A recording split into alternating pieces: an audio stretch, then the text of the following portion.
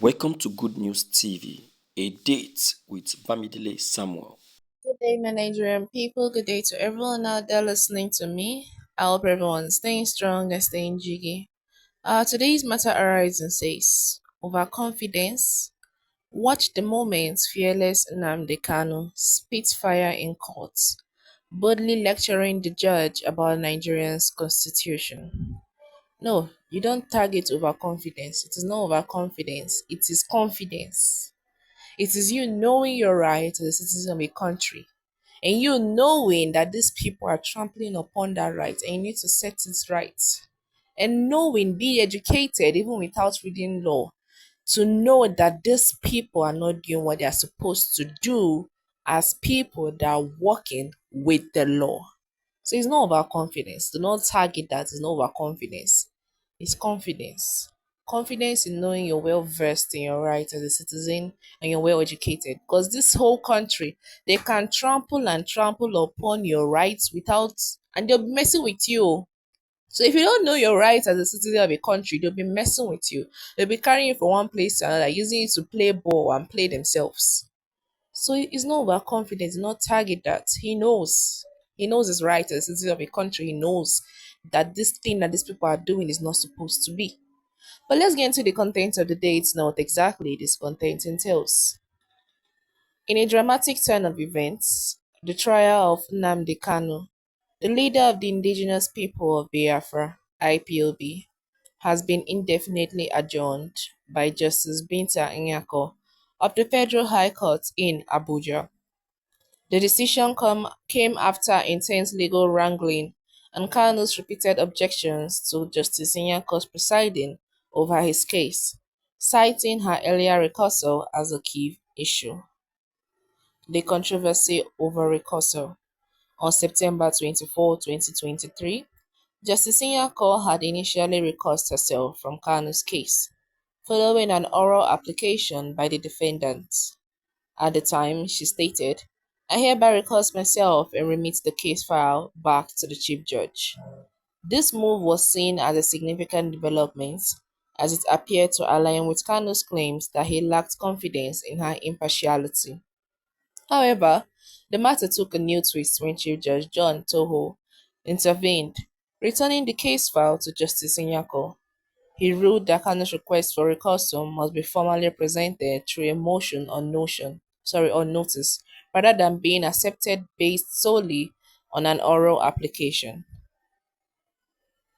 The decision sparked widespread debate with legal experts weighing in on whether the chief judge had overstepped his authority. Critics argued that the ruling undermined judicial independence and set a dangerous precedent for future cases. Meanwhile, supporters of the chief judge maintained that procedural rules must be followed to ensure fairness and transparency in the administration of justice. Legal proceedings heat up. As tensions escalated, the prosecution counsel submitted a letter dated December 5th, 2024, urging the court to set a date for the commencement of the trial. However, Aloy Ejimako, Kanu's defense lawyer, strongly opposed this request in a counter letter dated December 9, 2024. Ejimako argued that Justice Nyako's earlier recusal remained valid and should not be overturned without proper legal process. He further suggested that if no judge in Abuja was willing to take up the case, it should be transferred to a federal high court in the southeast region of Nigeria, where Kanu enjoys significant support. The proposal added another layer of complexity to the proceedings, as it raised questions about regional bias and the impartiality of judges outside Abuja. Legal analysts noted that such transfers are rare and typically occur only in exceptional circumstances, making Ejimako's request a bold move. A contentious court session. At the resumed court session on February 10, 2025, Deputy Chief Registrar Adegboyega Awomolo informed the court that all necessary processes had been filed and served, and the prosecution was ready to proceed with the trial. However, Ejimako insisted that the issue at hand was not about readiness, but rather the legitimacy of Justice Nyako's continued involvement in the case. The courtroom atmosphere grew tense as Justice Nyako clarified that while she personally did not wish to preside over the matter, The chief judge had rejected her recusal and instructed the defendant to file a formal motion requesting the reassignment of the case to another judge. As lawyers debated the necessity of such a motion, Kanu interjected, demanding to address the court directly. In an emotional outburst, he declared, "I don't recognize the authority of this court to preside over my case. Everything you say here is meaningless to me." Kanu accused the prosecution counsel of undermining the rule of law and criticized the chief judge for attempting to override the enrolled order of September 24. He questioned why procedural norms were being disregarded, specifically in his case, and emphasized that the memo issued by the chief judge could not invalidate the original order of recusal. The statement underscored deep mistrust in the judicial process handling his case. Kanu's direct challenge to the court. Addressing Justice Nyako directly, Kanu stated, "If the Chief Judge disagrees, let him appeal the decision. You cannot preside over this case. Not now, not today, not ever." He accused both the judge and the Chief Justice of bias and demanded their removal from his case. Describing the proceeding as unjust, Kanu remarked, "This is not a court of law. This is a shrine of injustice, and I will not subject myself to it." His comment drew attention to broader issues within Nigerian judicial system, including concerns about political interference and the need for greater transparency.